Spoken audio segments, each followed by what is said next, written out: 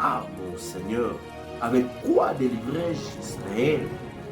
Voici ma famille est la plus pauvre de Manassé et je suis le plus petit de la maison de mon père. L'Éternel lui dit, mais je serai avec toi et tu battras mendiant comme un de lui. Dieu ne suit pas ceux qui le suivent parce que ceux qui le suivent, ce sont des spectateurs qui sont venus voir ce qui va se passer.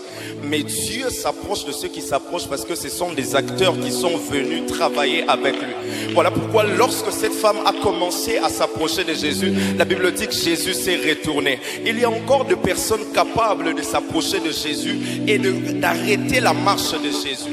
Et ce soir, c'est tout ce que j'aimerais que quelqu'un fasse avec son cœur. Alléluia, alléluia.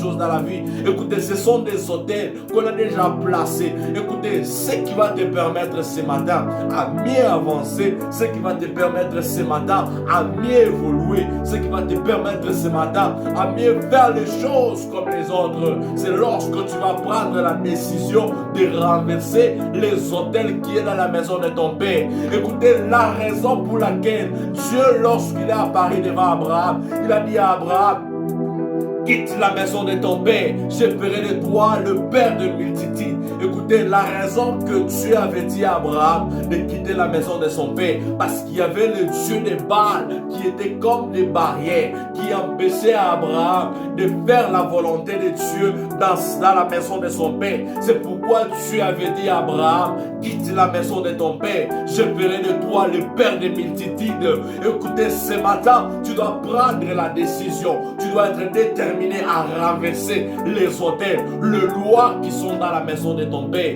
les lois qui sont dans votre maison. La plupart des chrétiens aujourd'hui sont dans les sommets. La plupart des chrétiens aujourd'hui sont dans l'ignorance, que leur vie ne change pas, leur vie est bloquée. Tout est bloqué, tout ne marche pas parce qu'il y a des lois, il y a des hôtels qu'on a déjà placés devant eux. La plupart des chrétiens, ils peuvent se réveiller du bon matin, qu'ils se prêtent pour aller à l'église, mais il y a eu des désordres, il y a eu des malentendus dans la maison et qu'il prend la décision de rester. Non, j'irai plus à l'église parce qu'on m'a énervé, j'irai plus à l'église parce qu'on a parloté du n'importe quoi sur moi. Lorsque tu prends la décision de rester et de ne pas aller à l'église, là déjà il y a une loi, une hôtel qu'on a placé devant toi, que non, toi si tu veux faire les grandes choses, il y aura toujours du désordre dans la maison, il y aura toujours des combats dans la maison. Bah là il ne faut pas tellement se lamenter